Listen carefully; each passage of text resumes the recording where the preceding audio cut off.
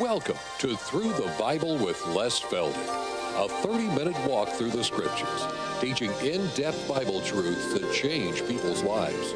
Now, here's your host, Les Feldick. Okay, it's good to have everybody back again. The coffee cups are empty and we're ready to go. For those of you joining us on television, again, we always like to invite you. If you're ever headed toward Tulsa, we'll try to make it when you can come into one of our tapings for an afternoon. We just have a good time, and the hospitality is just overrunning. Again, we just want to thank all of our folks out there for your prayers especially, because I'll tell you what, prayer does everything. And we like to thank you for your letters. Now, I forgot to do it in the last program. When I speak of letters, this is my way of responding to the hundreds of your letters that I can't answer personally on all of them. So we do have a quarterly newsletter, and we send it out free. And if you aren't getting one and you would like to, you can just send us or call the girls and give them your name and address, and you can get our newsletter. Now, rest assured, we never share our database, so you don't have to worry about getting a whole mailbox full of junk. And all you'll get from us is the newsletter, and we don't even beg for money in that.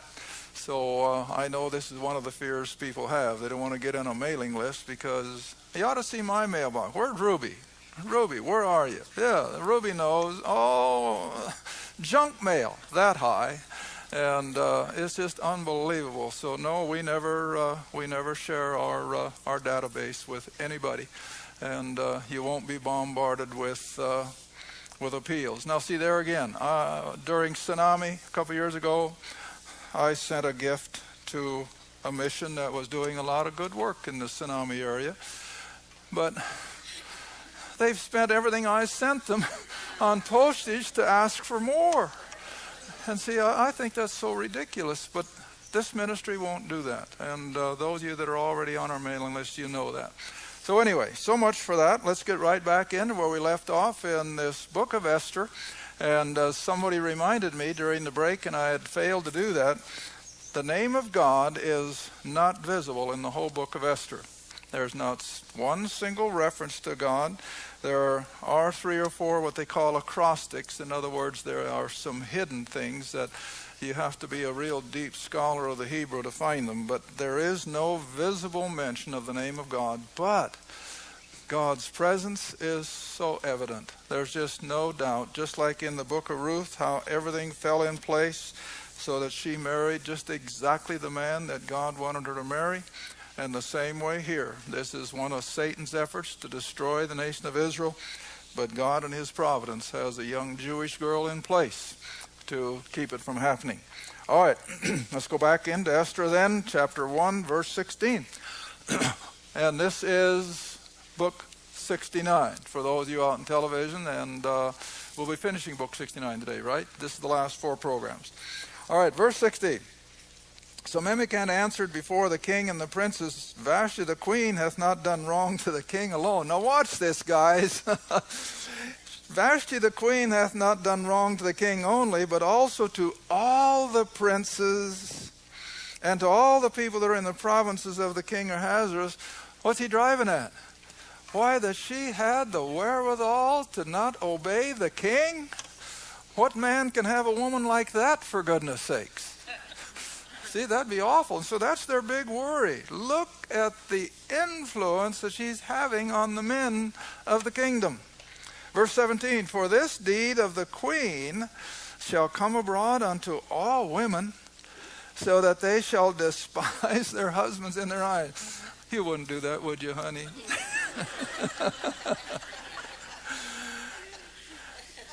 So the king commanded Vashti the queen to be brought in before him, but she came not. She still doesn't obey him.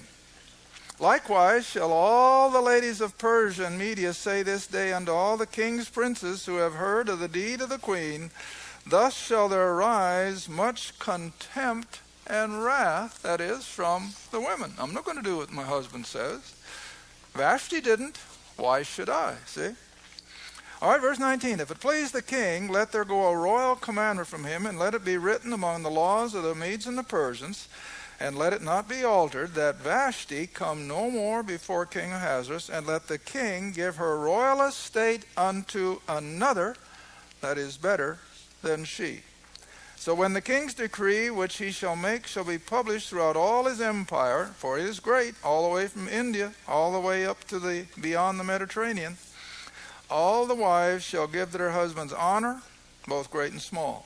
And the saying pleased the king and the princes. And the king did according to the word of Memucan. For he sent letters into all the king's provinces, into every province according to the writing thereof, and to every people after their language. Now you want to remember, there were all kinds of different dialects and languages and so forth in that large a kingdom, so that every man should bear rule in his own house, and that it should be published according to the language of every people.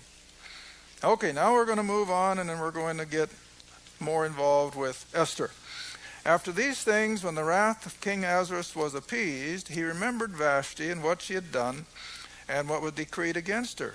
Then said the king's servants that ministered unto him, let there be fair young virgins sought for the king. Now you got to remember, you're dealing back here in Gentile paganism. They didn't have the morality that we practice today. And of course, you're all aware, even in the Old Testament times, every king and every man of importance had his harem. And so what they're really going to do now is go throughout the whole kingdom of the Medes and Persians and conscript the younger and most beautiful girls. Well, you know, that's why I said a little at the beginning of the first program. You got the beginning here of a nationwide Miss Mede and Persia. They're going to be looking for the fairest and the most beautiful in the kingdom. All right, so they bring them to the house of the women under the custody of Hegi, the king's chamberlain, who was keeper of the women, or the harem, and let their things for purification be given. And let the maiden who pleased the king be queen instead of Vashti. And so the thing pleased the king. Now in Shushan, in the palace, there was a certain Jew whose name was Mordecai. Okay, now we're getting to the heart of the whole story of Esther. Mordecai, a Jew, who was the son of Jair, the son of Shimei, who was the son of Kish, a Benjamite, in other words, from the southern kingdom. Now you got to remember that just not too many years before all this, first the 10 tribes to the north were taken captive into Syria, and then about 75, 80 years later, the southern kingdom of Judah. So that by the time we get to Esther, all 12 tribes are in captivity out there in the area of the Medes and the Persians. So there's not a distinguishing element here at all. Mordecai was from the southern tribes, and many of these others were from the northern kingdom. All right? Verse 6. Mordecai had been carried away from Jerusalem with a captivity which had been carried away with Jeconiah, the king of Judah, whom Nebuchadnezzar, the king of Babylon, had carried away. Now this all would include also Daniel, who was carried captive, you remember, by the Babylonians, and Ezekiel, and the 3 men in the fiery furnace. This is all part of that same period of time when the Jews are out there in the captivity of the Babylonians and later on now the Medes and the Persians.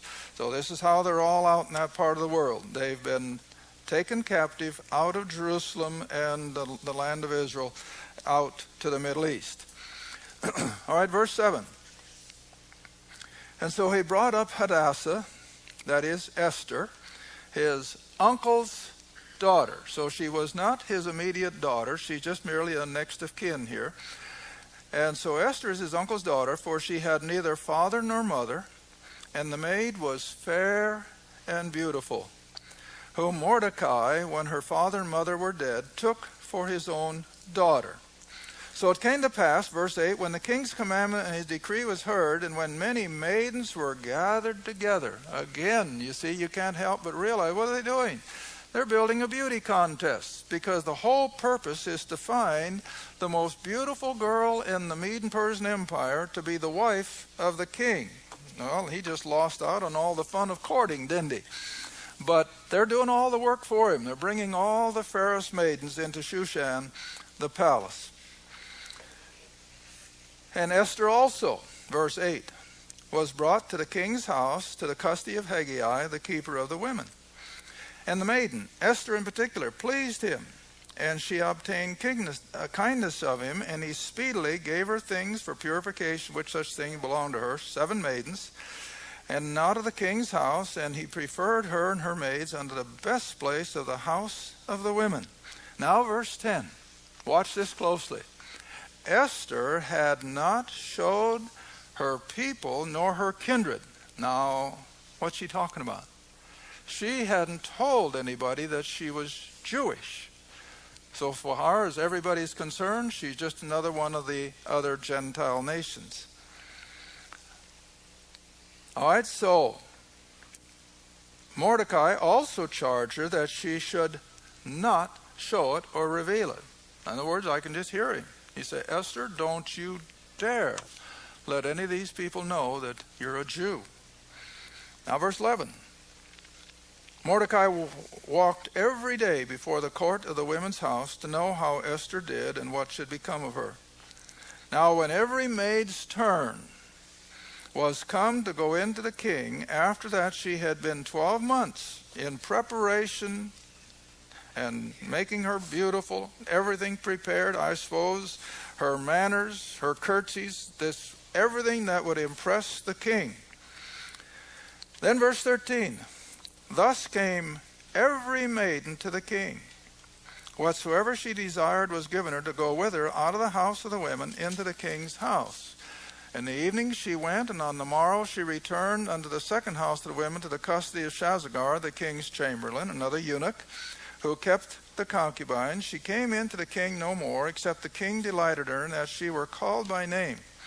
Now when the turn of Esther, the daughter of Abihail, the uncle of Mordecai, who had taken her for his daughter, was come to go into the king. Oh, just put yourself in that young girl's boots.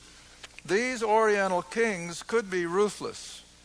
There wasn't much love and compassion in most of them. And had a king not been totally impressed, he could just simply give the word and they could be put to death. And so this is no simple thing to come before this Oriental king of a huge Gentile empire. All right, but Esther obtained favor, the last part of verse 15, Esther obtained favor in the sight of all of them that looked upon her. And so she was taken unto the king into his house in the 10th month, which is the month Tebeth, in the 7th year of his reign. And the king loved Esther above all the women, and she obtained grace and favor in his sight more than all the virgins, so that he set the royal crown upon her head and made her queen instead of Vashti. He still doesn't know she's a Jew. Then the king made a great feast unto all his princes and his servants, even Esther's feast, and he made a release to the provinces and gave gifts according to the state of king. And when the virgins were gathered together the second time, Mordecai sat in the king's gate. Now, we don't know exactly what Mordecai's role was, but he was of somewhat in the government of this king. And so he had access to the palace, see? And so he sat in the king's gate. Now verse 20. Esther had not yet showed her kindred nor her people. She still hasn't revealed that she's Jewish, as Mordecai had charged her, for Esther did the commandment of Mordecai like as when she was brought up. All right, now we jump over to Mordecai, and here the stage is being set that Esther is going to find herself in a position to plead with the king to spare her people. All right, it begins with Mordecai, verse 21. So while Mordecai sat in the king's gate, two of the king's chamberlains, Bigthan and Teresh, of those who kept the door, were angry and sought to lay hand on or to kill the king. Verse 22. So the thing was known to Mordecai, who told it unto Esther the queen, and Esther certified or confirmed the king thereof in Mordecai's name. And when inquisition was made of the matter, it was found out, therefore they were both hanged on a tree, because they had conspired to kill the king. But here's the one, and it was written. Now these are all little tidbits that had they not happened, the rest wouldn't have happened. But this was written in the book of the Chronicles before the king, that these two men had conspired to kill the king, but Mordecai had been the one who had stopped the thing from taking place. All right, now we move again into the next key player here, and it's Haman. Now, after these things, chapter 3, verse 1, did King Ahasuerus promote Haman, the son of Hammedatha the Agagite, and advanced him. All right, now we got to chase this guy down, because here again is providence. Here is the hand of God. Go back with me to Numbers, chapter 24, verse 7. Because this is all part of the intricate working of God. Clear back to Numbers. Now, this is at the time that Israel was trying to go through Moab, and Balak, the king, wouldn't let them. Remember that? And so he goes and hires the magician, Balaam. Balak hires Balaam, the prophet, the magician. And Balaam comes and sees the multitude of Israel. And of course, God wouldn't let him put a curse on Israel. But instead, miracle of miracles, Balaam brings out prophetic utterances concerning the nation of Israel. All right, here we are now then in Numbers 24, verse 7. But let's start up at verse 6. Speaking of the children of Israel, waiting there before Moab in order to go on up into the promised land. And as the valleys are they spread forth, that is the Jews, the Israelites, as gardens by the riverside, as the trees of line aloes which the Lord hath planted, and as cedar trees beside the waters. He shall pour the water out of his buckets, and his seed shall be in many waters. Now this is symbolic language concerning the future of Israel coming from the lips of Balaam. And Agag and his kingdom shall be exalted. Now I didn't read that with the right emphasis. His king, that is Israel's king, shall be higher than Agag, and his kingdom shall be exalted, that is the kingdom of Israel, above the kingdom of this Agag. All right, now we got to find out who this guy is. Come on over now to chapter 24, verse 20.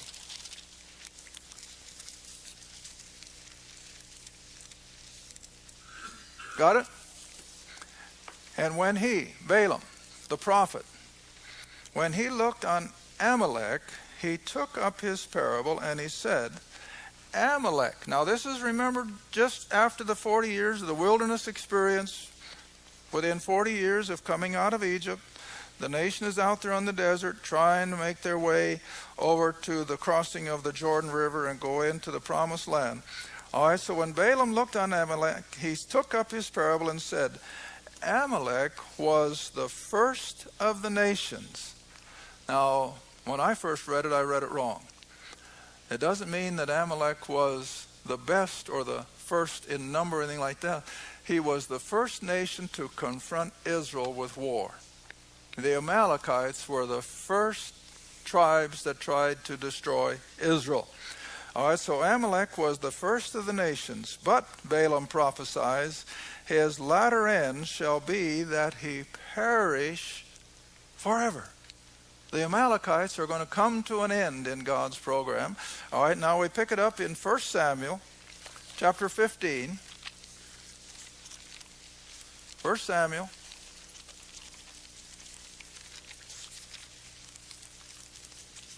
chapter 15, verse 6. 1 Samuel, now we're already up to the time of King Saul. We've gone through the period of the judges, and Saul is now king of Israel.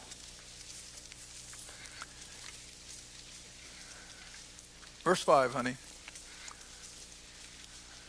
1 Samuel chapter 15, verse 5.